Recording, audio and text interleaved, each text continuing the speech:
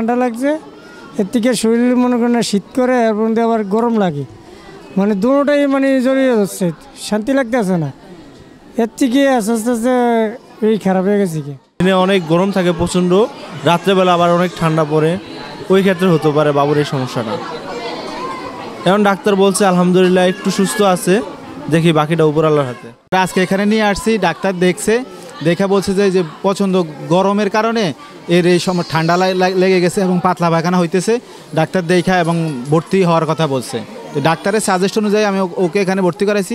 এখন দেখা গেছে মেডিসিন চলতেছে, আশা করি ইনশাল্লাহ ভালো হয়ে যাবে। 4 দিন ধরে অনেক প্রচণ্ড মানে গরমের থেকে আপনার যে প্রচুর সর্দি, চোখ দিয়া নাক দিয়া সমানে পানি পড়ছে, আর মাথাটা অনেক গরম হয়ে যায়, প্রচণ্ড গরম হইয়া কালকে দুপুরের দিকে আপনার খিঁচুনি উঠে গেছে একবারে, মানে গরমের থেকে। হ্যাঁ, পরে মেডিকেল নিয়ে আসছি। আমাদের সিস্টার সংখ্যা কম, তারপরেও আমরা আমাদের সাধ্যমতো সেবা চিকিৎসা দিয়ে যাচ্ছি।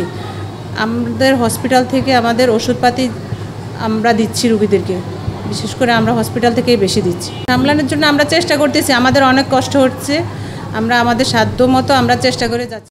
আসলে গ্রীষ্মের তীব্র দাবদাহ চলতেছে। এই দাবদাহে আসলে আমাদের 250 শয্যা বিশিষ্ট জেনারেল হাসপাতাল, চাঁদপুর সহ পার্শ্ববর্তী লক্ষ্মীপুর এবং শরীয়তপুরেরও অনেক রুগীরা এখানে সেবা নিয়ে থাকেন।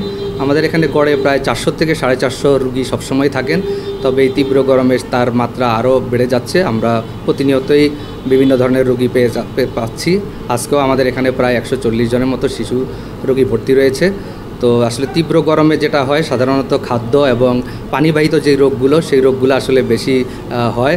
তার মধ্যে যেমন ডায়রিয়া আছে, কলেরা আছে, আমাশয় আছে, পেটের পীড়া রয়েছে, এছাড়াও টাইফয়েড এবং জন্ডিস সহ অন্যান্য আরও সমস্যা হয়। আর যেহেতু তীব্র গরম, সেহেতু পানি যেহেতু ঘাম হয়ে যায়, সেজন্য বেশি পানি যদি পান করা না হয় সেক্ষেত্রে প্রস্রাবের ইনফেকশন সহ কিডনির ইনফেকশন হতে পারে।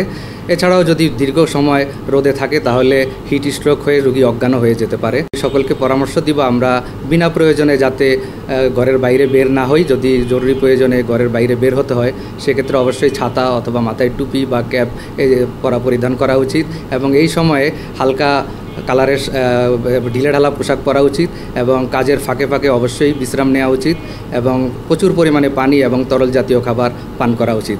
তাহলেই আমরা এই সমস্যা থেকে